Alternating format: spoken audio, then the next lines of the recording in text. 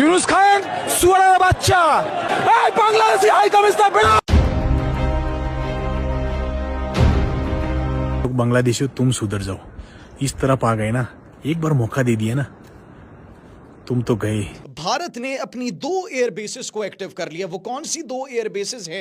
बांग्लादेश में हिंदुओं के खिलाफ बढ़ते अत्याचार के खिलाफ देश की राजधानी दिल्ली से यह तस्वीर देखिए इस वक्त आपके सामने है, जहां बांग्लादेश हाई कमीशन के बाहर आप देख लीजिए। क्या हिंदू जग गया है? क्योंकि जिस तरह से हमने प्रोटेस्ट देखा और वीडियो में आप वाजिया तौर पे देख सकते हैं कि यहां पर बांग्लादेश के झंडे भी जलाए जा रहे हैं। इंडिया ने अपनी फौजें जो हैं वो रवाना कर दी हैं। उनके जो बटालियन है ये वही बटालियन है और ये वही एग्जैक्ट लोकेशन है जहां पर 1971 की जंग लड़ी थी इंडिया की फौज ने। ये सिर्फ डिप्लॉयमेंट नहीं है, ये एक मैसेज है। ये मैसेज दिया गया है कि हम बांग्लादेश को तोड़ देंगे। बल्कि नाज़रीन, राफेल तैयारों के मुतालिक और राफेल के साथ साथ 75 से ज्यादा फाइटर जेट्स पहुंचा दिए गए हैं, ब्राह्मोस मिसाइल्स पहुंचा दिए गए हैं। चीज निकल रही है जहां पर कोलकाता के अंदर, वेस्ट बंगाल में कई जगहों के अंदर, कई और सिटीज में, दिल्ली में, जहां पर हिंदुओं ने बाहर निकल के जो बांग्लादेश में चीजें हो रही हैं उसके ऊपर एक बहुत स्ट्रॉन्ग सा एक रिजर्वेशन जताया है। The reason behind the tensions increases. ये टेंशंस क्यों बढ़ी है? क्योंकि बांग्लादेश और भारत के ताल्लुकात हमें दिन ब दिन बिगड़ते हुए दिखाई दे रहे हैं। नेपाल के लोग प्रोटेस्ट करते हुए नजर आ रहे हैं। और उन्होंने क्या बोला कि उधर मारोगे एक मारोगे तो यहाँ तुम्हारा हम तंदूर बना देंगे। क्या हिंदू जग गया है? क्योंकि जिस तरह से हमने प्रोटेस्ट देखा, अब हिंदुओं का प्रोटेस्ट करने का तरीका बड़ा तमीज का होता है, कोई फालतू में ऐसे पत्थरबाजी और ये सब नहीं करते। बट एक बड़ा ही इंटरेस्टिंग सा चीज निकल रही है जहां पर कोलकाता के अंदर, वेस्ट बंगाल में कई जगहों के अंदर, कई और सिटीज में, दिल्ली में, जहां पर हिंदुओं ने बाहर निकल के जो बांग्लादेश में चीजें हो रही हैं उसके ऊपर एक बहुत स्ट्रॉन्ग सा एक रिजर्वेशन जताया है। यहां तक कि हमने ये नेपाल में भी देखा। नेपाल तो यार at the end of it ठीक है, अलग देश है, बट भाई तो हमारा ही है वो, ठीक है, उसमें कोई डाउट नहीं होना चाहिए। तो ये चीज हम देख रहे हैं, ये क्या हो रहा है, क्या इसका हम मीनिंग निकालें और क्या हम इससे खुश हो जाएं कि अभी भी बोलें कि भैया ठहर जाओ, ठीक है जगह है लेकिन जगाते रहो। कर्नल साहब से बात करते हैं। नमस्कार।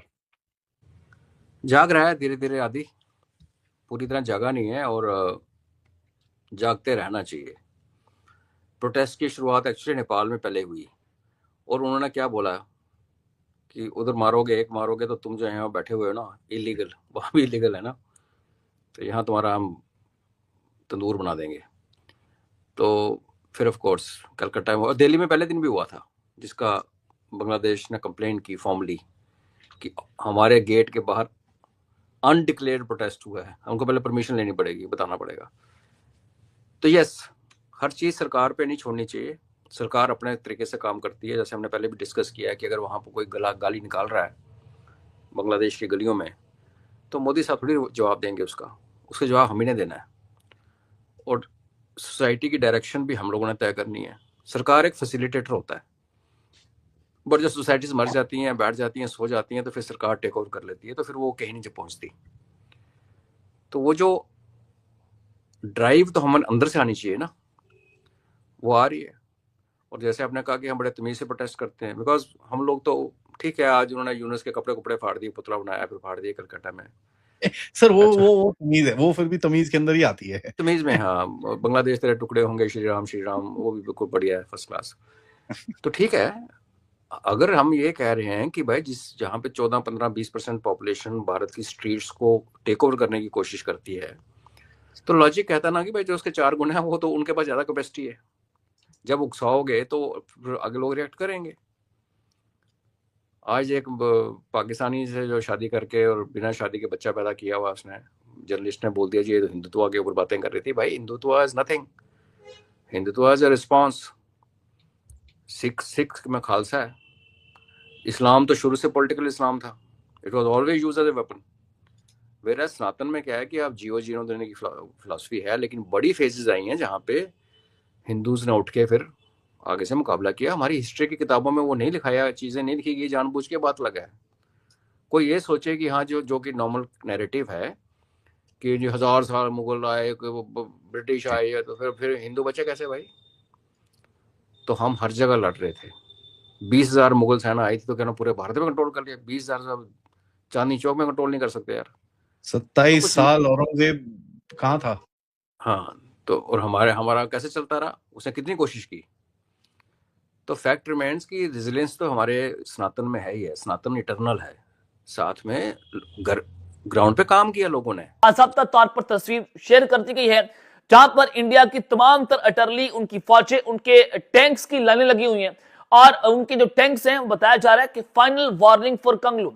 अब ये कंगलू कौन है? ये इंडिया की जुबान के अंदर जो है वो एक स्लैंग वर्ड है जिस पर आप कहते हैं कि बागी या रिबेलियस जो है वो आजादाना सोच रखते हो या इंकलाबी हो, तो उनके हवाले से उन्होंने कहा कि उनके लिए फाइनल वार्निंग है, India moves army, this is the same battalion that fought at this exact location during the 1971 war. ये कहा गया कि इंडिया ने अपनी फौजें जो है वो रवाना कर दी हैं, उनके जो बटालियन है ये वही बटालियन है और ये वही एग्जैक्ट लोकेशन है जहां पर 1971 की जंग लड़ी थी इंडिया की फौज ने। ये सिर्फ डिप्लॉयमेंट नहीं है, ये एक मैसेज है। ये मैसेज दिया गया कि हम बांग्लादेश को तोड़ देंगे, हम पाकिस्तान को तोड़ देंगे और मेजर गौरव आर्या जो है वो भी नॉर्दर्न बांग्लादेश को तोड़ने की बातें कर रहे हैं अपनी वीडियोस के अंदर। तो यहां से आप अंदाजा करें कि भारत ने अपनी फौजें जो है वही बटालियन रवाना की है जो 1971 के अंदर रवाना की गई थी और उसी लोकेशन पर की है जहां पर पहले भी ये जंग लड़ चुके हैं। भारत की तमाम तर फौजें, बटालियंस, उनके टैंक्स, उनकी तमाम तर टर्लीज जो है, तोपखाने, वो इस बॉर्डर्स के ऊपर रवाना कर दिए गए हैं। तो यहां से आप सूरत हाल, उस संगीनगी का अंदाजा लगा सकते हैं कि भारतीय फौज किस कदर खौफनाक किस्म की जंग छेड़ चुकी है कि जहां पर बांग्लादेश कह रहा है कि हम 7 सिस्टर स्टेट पर आप जो है वो हमला करेंगे कि अगर आपने हमारे ऊपर अटैक किया तो फिर इंडिया ने कहा कि हम आपके नॉर्दर्न बांग्लादेश वाले साइड के ऊपर अटैक करेंगे और ये वही लोकेशन है, ये वही बटालियन जो 1971 में भी यहां पर जंग लड़ चुकी है। अब यहां पर मैं आपको मजीद इसकी तफसीलात बताना चाहता हूं कि इंडियन आर्मी चीफ जो है वो भी LOC का दौरा कर